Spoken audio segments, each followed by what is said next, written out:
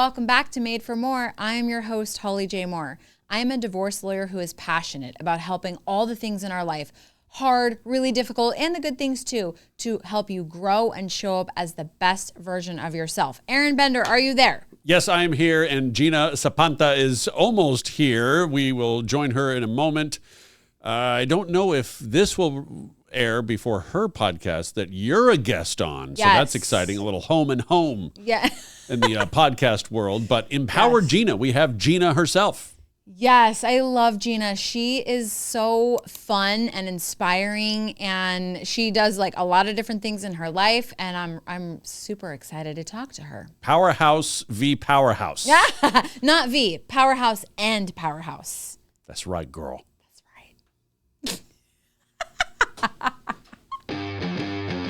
We are joined today by lawyer, creative, advocate, mom, dynamo, Gina Zapanta. Gina, welcome to the show. Thank you, Holly. Hi. Hi. Long time no see. Yeah, I missed you. Yes, I know. Yes, we just recorded Gina's podcast. She was kind enough to have me on her podcast. So here we are again. This is fun. Yeah. Double the fun. Time is money, and we make a lot of it. So.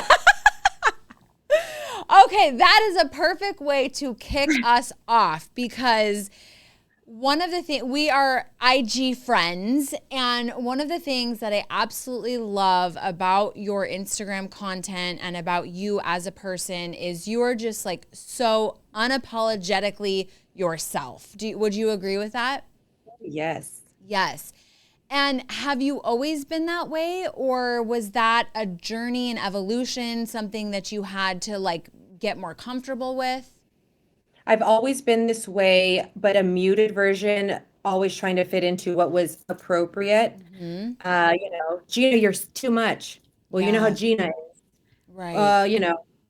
Don't act like that. Yeah. That kind of thing. So I always felt this, but as I've been lifed and lived, I've chosen to create a life where I can fully be me.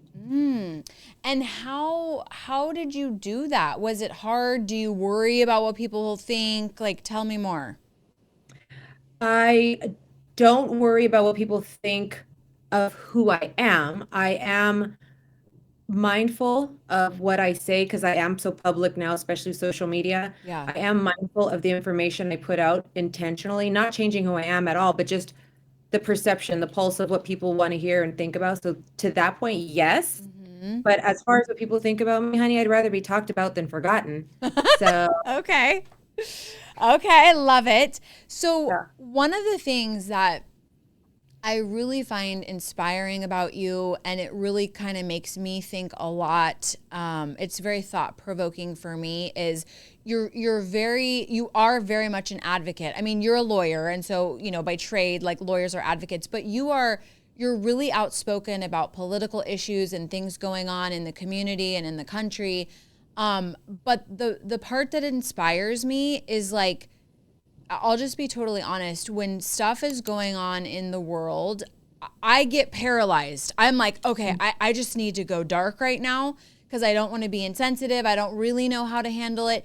And you are so just like okay with still, showing the fact that these terrible things are going on in the world and you're on a vacation, or you're still finding joy in X, Y, or Z. And I think that's really inspiring about you because you do it in such a way that it's not off-putting at all. It's inspiring instead of offensive. So how did you learn to strike that balance? Again, being intentional and knowing that I'm unapologetic. Anything that I'm going to say, and especially publish, is something that I can stand on. And I'm going to have critics. I'm going to have people that don't agree with me. I've been counseled, or suggestions have been made that, maybe you shouldn't be such an advocate. Maybe you shouldn't say so much, because we run not only our law firm, but we have 6 brands. And I say we, my husband and I, we have 6 brands across our ecosystem. And I'm a mom of 6 kids through marriage before that are from me. And, there's a ripple effect to everything that's said. However, in knowing the privilege I have in my life of being an attorney, of having chosen and done things in my life to be in a position where I have a platform and a voice, a privilege, I believe, and I'm learning still how to utilize that voice for advocacy, which is, again, it burns. I can't even help myself.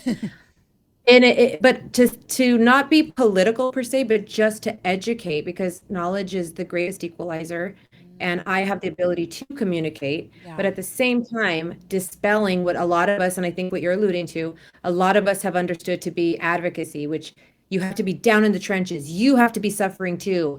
You have to be, Right. you're not really with the people if you're not suffering. You can't Right. possibly be about the cause, Gina, because you grew up wealthy, because you're on a beautiful vacation, Yeah. because and I just chose like, well, that too is people trying to force me into what their narrative of normal is, but I don't believe that. And I know I can do both because I'm intentional about both. And why not? Why Yeah. can't I? And so it's funny because I remember I posted something while we were in the south of France this summer. It was a family trip. I'm not going to apologize for being on a fabulous trip that I not only deserve, but I've earned it and I've created it for my family, but also being able to show I don't care what planet I'm on. If Yeah. I believe in something and I want to share it, I have the privilege of my platform to do that. Yeah, I love that. I think it's really inspiring, and I know, like for me, I'm like, it's okay to still find joy when there is so much Oh, it's suffering. a must. Yeah. In fact, when there is so much suffering, the part that we've never been talked about, which I think would help sustain, especially right now, this marathon we're in, is that you must absolutely lean into your joy, whatever that is for you, because Yeah. everyone has a different version, because that refuels us. We're like a phone battery. The battery starts dying down. It's going to be useless if there's no charger. Yeah. What's your charge? Right. What's your charge? Recharge your family, going out with friends, hugging, hikes, journaling, no doom scrolling, as difficult as that Yeah. is. Yeah. That is difficult, but yeah. Yeah. Yes. Okay. So you mentioned, what brings you joy and going out with friends. Tell us about your empowerment group. So Empowered with Gina was born out of COVID. It was really born out of people connecting and needing a community in a virtual world. And it has now grown into this incredible platform for women of any background. It doesn't matter where they come from, what journey they've walked. Any woman who is called to this mindset of there's something more for me, but I don't know how to explain it. I feel like I want more. My friend group isn't serving me anymore. My family is not we're not becoming your family. We kind of are becoming your chosen family, but your real family. The point is creating a life of fulfillment on your terms. And so the entire premise, the entire platform is creating content, experiences, travel, and a true community of like-minded women.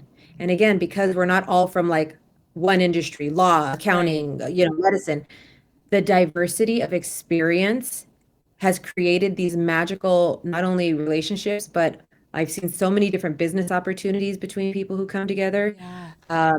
and just connection that people would not otherwise make without a community like this. Right.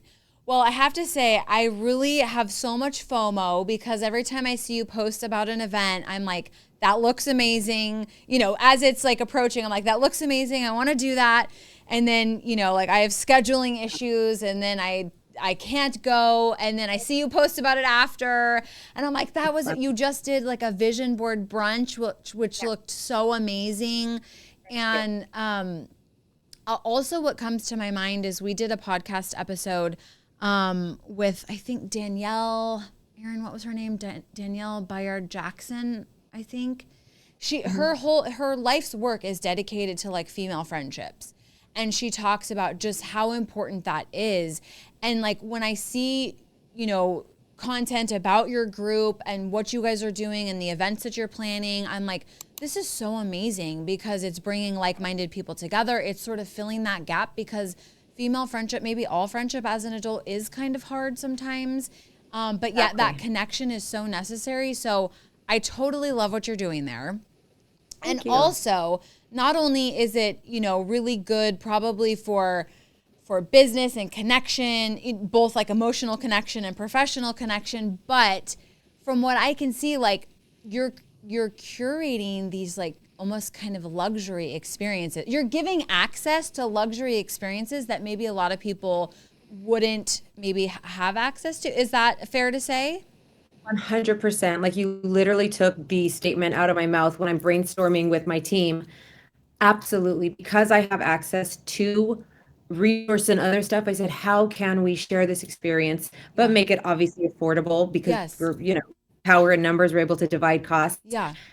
Just because somebody is socioeconomically unable to participate in one thing, my premise is, well, we'll make it work by sharing the costs. Yeah. I can create these experiences, and unfortunately, because people trust the brand and trust me, it's growing and it works magically. Yeah.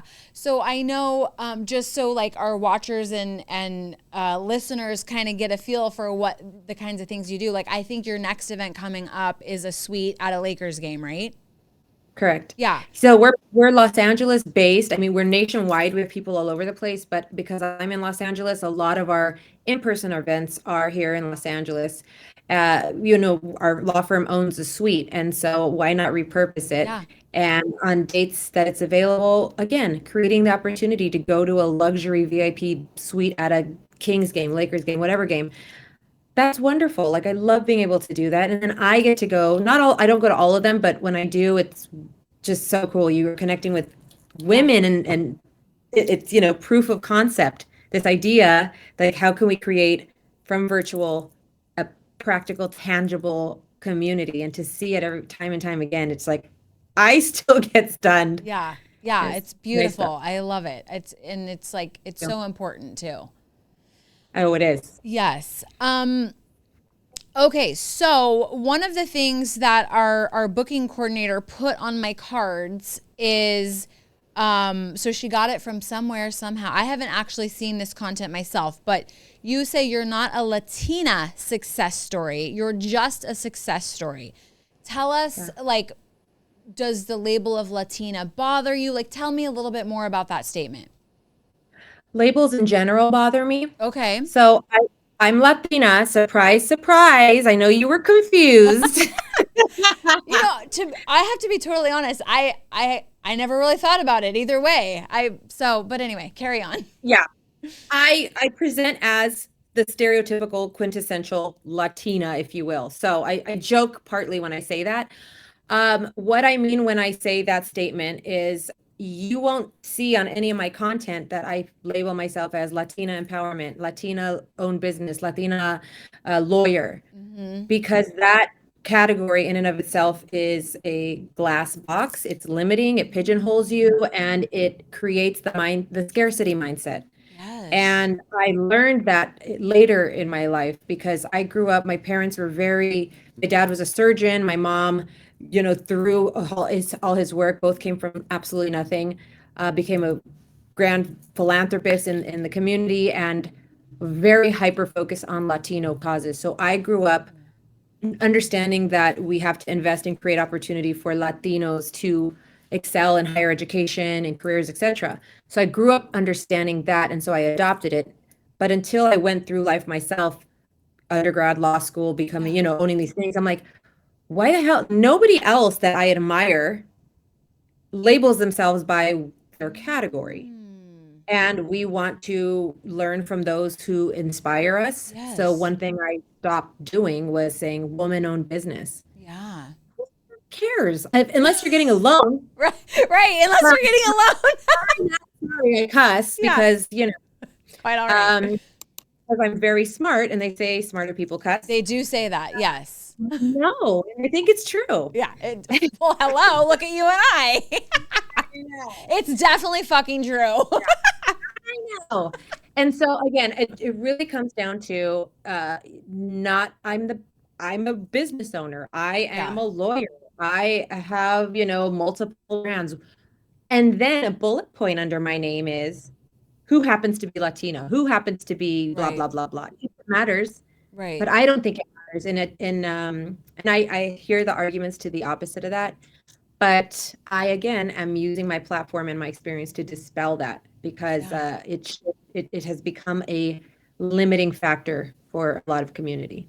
Yeah, that makes a lot of sense. Now you mentioned sort of, putting yourself in a box and like creating a ceiling for yourself. You're very clear about not playing small. Oh, no. Was there, we cannot have that. Was there a time, was there a time in your life where it was like a light bulb moment for you that you're like, I'm not going to shrink myself. I want to play as big as I possibly can? Or is that just like in your DNA? I think it's my upbringing because, again, I was raised in a socioeconomic upper class. My dad was a surgeon. We grew up extremely wealthy, but because of that, I was always the other. There weren't a lot of Latinos in private school or, Right. skiing in Deer Valley Yeah. at at a young age. And so that experience, instead of making me feel like angry or small, made me realize I can play in these big spaces. I belong in these big spaces. And Yeah. again, that, backs into I'm Latina, I'm woman. Oh, no, no, no, no. All the people that I saw that have these lives of privilege and luxury and resource, they don't think small. They Yeah. don't have scarcity mindset. They Right. don't have labels. And in fact, their setting is go mode, Yeah. period. And so Right. I grew up feeling um, I grew up in large spaces and always feeling like I belonged, knowing that I didn't look like anyone. I just never felt like I didn't belong. They Yeah. probably didn't think I didn't belong. I don't- But Right. again, that comes a lot from my parents. They're like, you can do anything, you can be anything, and you Yes. belong everywhere. Yes. I love that. Yeah. I mean, it's so important. We talked a little bit about my upbringing when I was on your podcast. And even though I have a different upbringing than you, tiny little small town, blue collar workers, like my parents also always told me, like, you can be anything you want to be, like, you're destined for greatness, all of that stuff. And I think that's just like so important that you have people that believe in you. Yeah. Yeah. Again, and to the Empowered Regina platform, a lot of people did not grow up, as you know, with that Right. motivation or just that nurturing, especially from their Yes. family, their parents.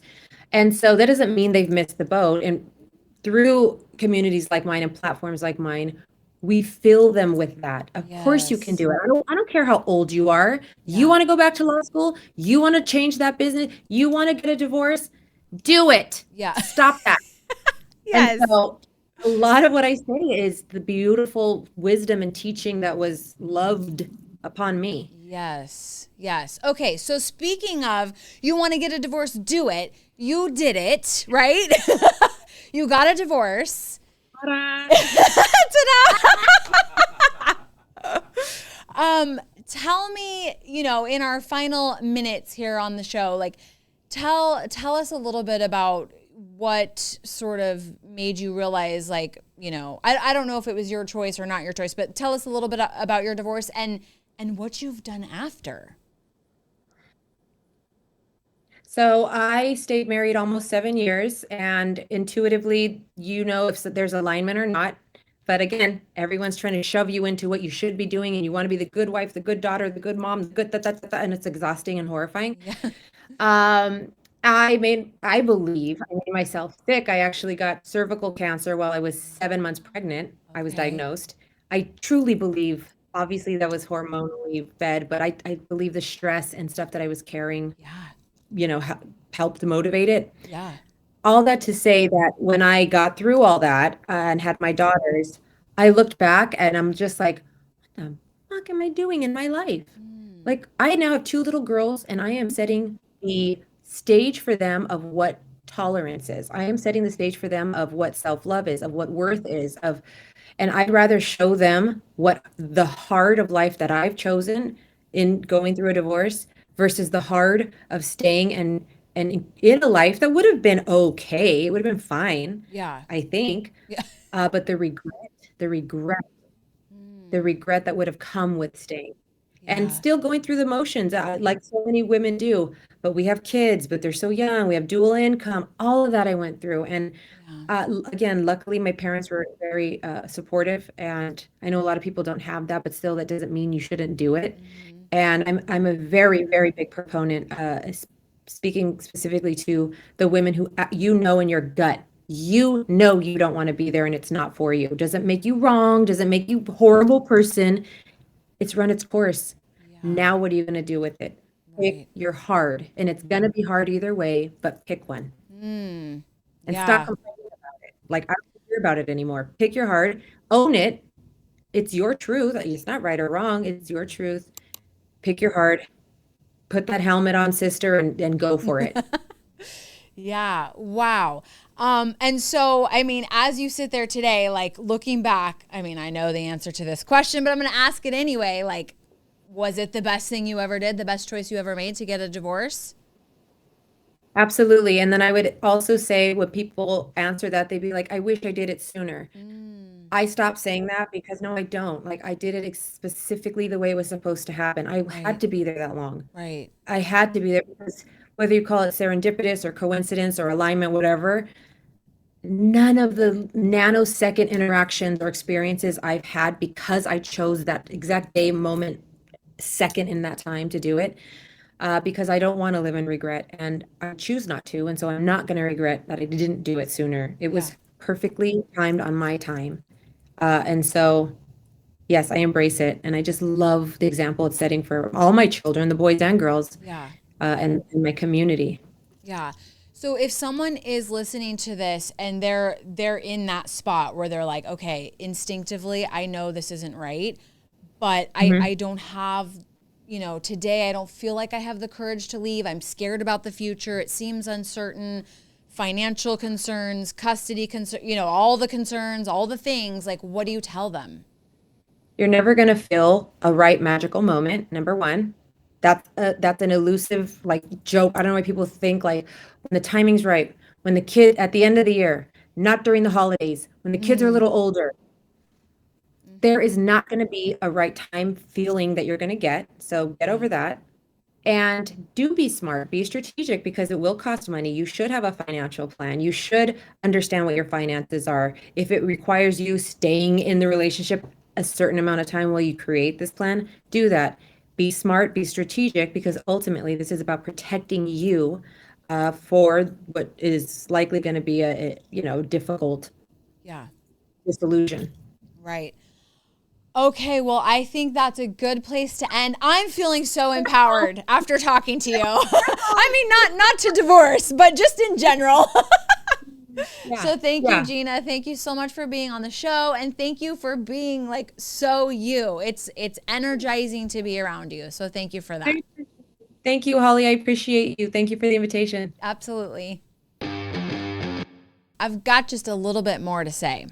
How inspired do you guys feel right now? I feel energized. I feel inspired. I feel empowered. And it's not because everything is just always easy and fun and all of those things. I mean, we love it when life is that way. But one of the things that stuck out to me most that Gina said was, like, everything is hard. Choose your hard. Who do you want to be? There's really nothing stopping any of us from being exactly who we want to be, living a life that is completely aligned with that. And she said, like, put on your helmet and just do it. So choose your hard, just do it, whatever it is that you want to do. And you were made for more. Do you want to know a fun fact about all my wealthiest clients, what they have in common? Absolutely, yes. They all own actual gold bars. Wait, but like actual those gold giant bars. Scrooge McDuck bars? So they don't, so in real life, and I actually know this, well, I actually know this because I own some gold bars, but I also actually know this because one of my last things that I did for my most favorite client of all times, but he was also the most wealthiest client I had ever represented, is the last thing I did in his divorce was deliver to him his portion of the gold bars that had been in the safety deposit box at the bank. Whoa. And so, you always think of gold bars as like on, like what Scrooge had on the cartoons. They don't actually look like that. But it's true. All my wealthiest clients actually own gold bars. Yeah. Well, I mean, that's one of the best investments over time is gold. And that's where Birch Gold comes in, can help you roll over your IRA into gold or silver. Much more about that in the link in our show notes.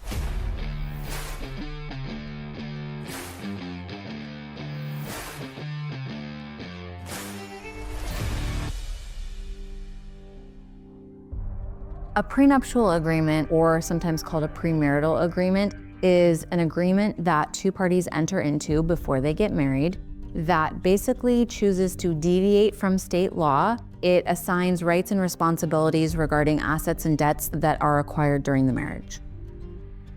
Some common misconceptions about prenups are, one, that they basically doom the marriage to failure, or that it's really planning to divorce, and neither of those things are true.